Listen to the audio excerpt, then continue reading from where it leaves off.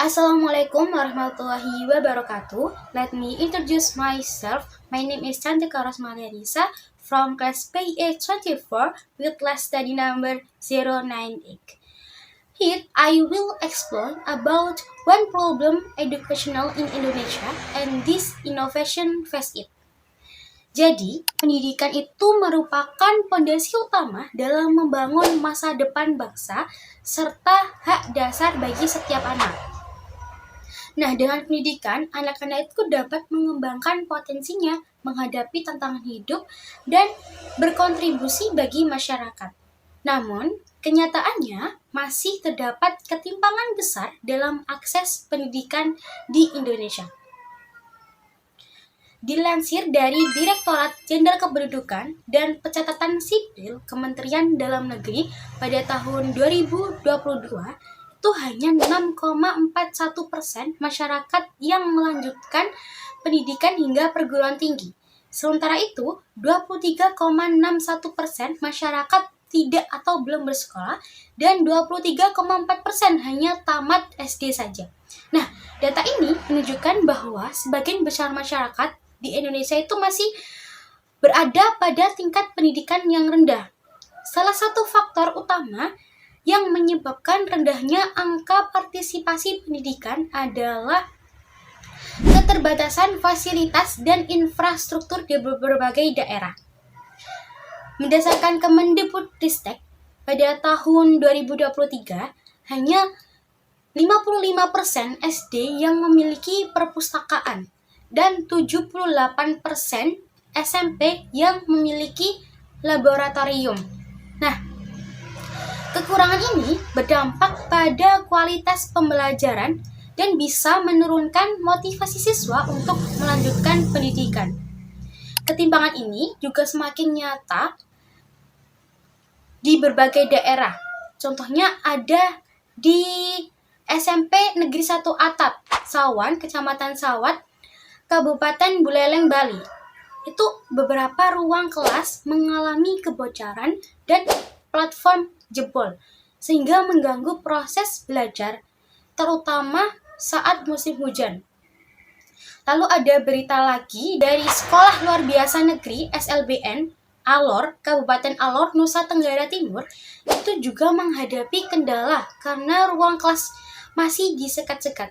Padahal siswa memiliki berbagai jenis ketunaan yang memerlukan penanganan yang berbeda. Selain itu ada lagi berita dari Kabupaten Pangkajene dan Kepulauan Pangkep, Sulawesi Selatan. Jadi masyarakat itu terpaksa menggalang donasi untuk merenovasi 3 SD di Kecamatan Likang Tagaya yang rusak parah dan belum mendapat perhatian pemerintah sejak 2020. Sekolah terpencil di Sidoarjo. Selain itu semua, saya juga menemukan masalah pendidikan yang berada di sekitar tempat tinggal rumah saya, yaitu di SDN 4 Kupang, Jabon, Sidoarjo. Jadi, di sini tuh sarana dan prasarana sekolah itu sangat kurang memadai. Akan tetapi semangat mereka akan belajar itu sangat besar sekali. Walaupun akses perjalanan menuju sekolah tersebut tidaklah mudah. Nah, untuk mengatasi kesenjangan ini, pemerintah itu perlu memprioritaskan pemerataan fasilitas dan infrastruktur, terutama di daerah yang tertinggal. Peningkatan bantuan operasional sekolah atau dana BOS itu harus difokuskan pada perbaikan ruang kelas yang rusak dan pembangunan perpustakaan dan laboratorium, serta menyediakan sarana pembelajaran yang memadai. Selain itu, akses terhadap teknologi pendidikan itu juga sangat penting, seperti perangkat digital dan jaringan internet. Juga perlu diperluas guna mendukung pembelajaran yang lebih inklusif. Di sisi lain, kemitraan dengan sektor swasta dan organisasi sosial itu dapat mempercepat pemerataan fasilitas pendidikan. Contohnya itu program corporate social responsibility atau CSR itu dapat diarahkan untuk merenovasi sekolah dan pembangunan sarana belajar serta penyediaan alat dan materi pembelajaran.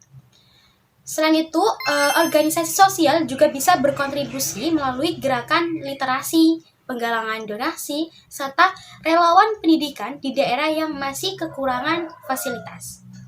Nah, dengan pemerataan infrastruktur dan dukungan dari berbagai pihak, diharapkan setiap anak di Indonesia ini bisa memiliki akses pendidikan yang layak dan berkualitas. Mungkin itu saja pemaparan dari saya. Terima kasih sudah menonton video ini. Wassalamualaikum warahmatullahi wabarakatuh.